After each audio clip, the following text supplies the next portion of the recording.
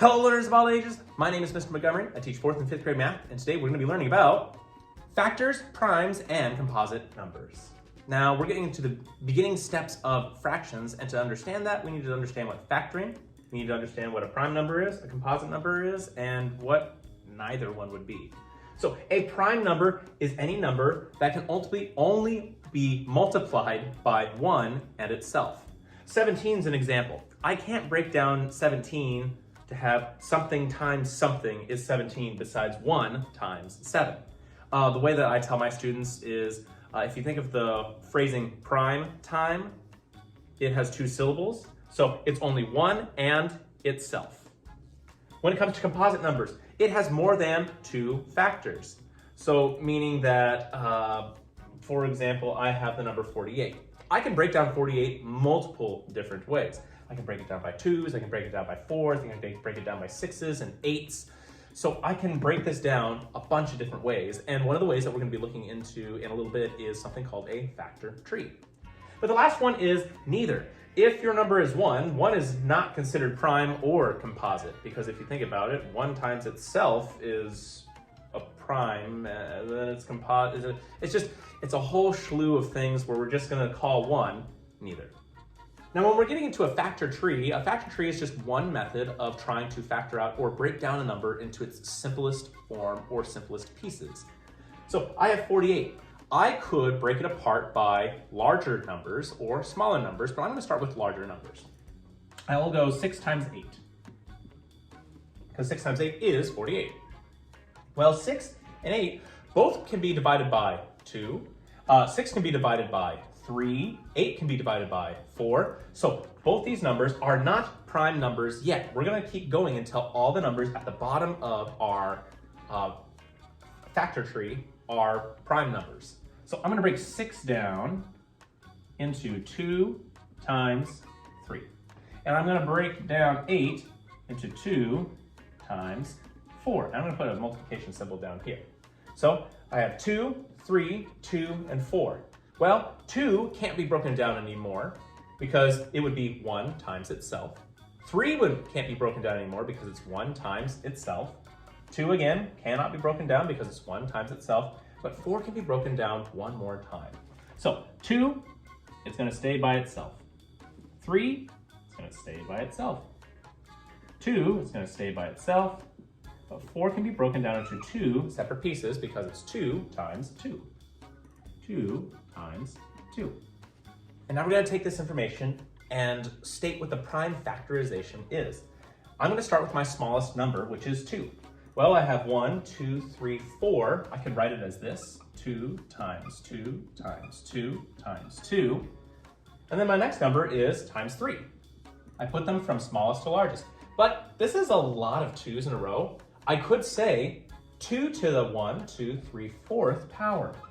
Because when we talked about powers earlier in earlier chapters, we talked about how powers are when we multiply the same number times itself multiple times. So I could say 2 to the 4th times 3 is the prime factorization of this problem. But there's more than one right way to get the answer. I could technically take 2 times 24. And 2 is a prime number, so I know that it's going to stay by itself. But 24, I can break that down into 2 times 12. Now 2 is going to stay by itself, 2 is going to stay by itself, and 12 is going to be broken down into 2 times 6. And again, 2 is going to stay, 2 is going to stay, 2 is going to stay, 6 is going to be broken down into 2 times 3.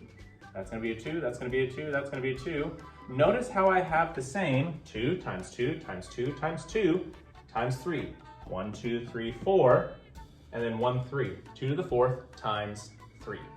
So it works out even if you use 2's and 3's and if you're not very confident in multiplication skills, but this works out so much better if you are more confident in your multiplication skills. So if you still need to work on those, I would highly recommend it. Part of your homework is going to be asking you to determine if a certain number is a prime number or a composite number just by figuring it out in your head. So we're going to start off with 49. Well, I know 1 and 49 can make 49, and I know 7 times 7 can make 49, so I know that that's not prime, it's composite. All right, 15. Well, it ends in a 5, so I know that it's multiplied by 5. And I know that 3 times 5 is 15, and 1 times 15 is also 15. That also makes it composite. Now 53, well, it's not an even number. If I add 5 plus 3, that's 8, so it's not divisible by 3. Well, 4, it's not divisible by 4. 5, it doesn't end in 5 or 0.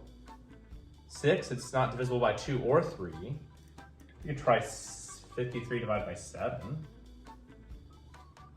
But it wouldn't be 53 divided by 7 because 49 and then 7 more, that's not 53. 8, no. No, it's not 9, it's not 10, not 11. I honestly think this one's a prime one. So use your skills when it comes to what we learned last chapter about divisibility rules and the divisibility tricks of each number. 111 can be 1 and 111. Yeah, that's also composite as well. So that's something that you're gonna have to do on your homework. All right, my 5th grade friends. If we take a look at page 73 of our workbook, you will see that we're going to be doing practice problems number 1, 3, and 5. For number 1, it says complete the factor tree, find the prime factorization. In this factor tree, they give you what you're going to be dividing right off the bat. So we're going to be taking 80 divided by 4. If you need to do 80 divided by 4 off to the side to figure out what that blank space is, you're more than welcome to figure out. You have 1, 2, 3, 4, 5, 6, 7, 8 spaces to fill in. For number 3 and number 5, the directions say determine whether the number is prime or composite. Go through your divisibility rules to figure out if 7 is a prime number or a composite number, and if 128 is a prime number or a composite number. If you have any questions on factors, primes, and composite numbers, please let me know when you come to class tomorrow.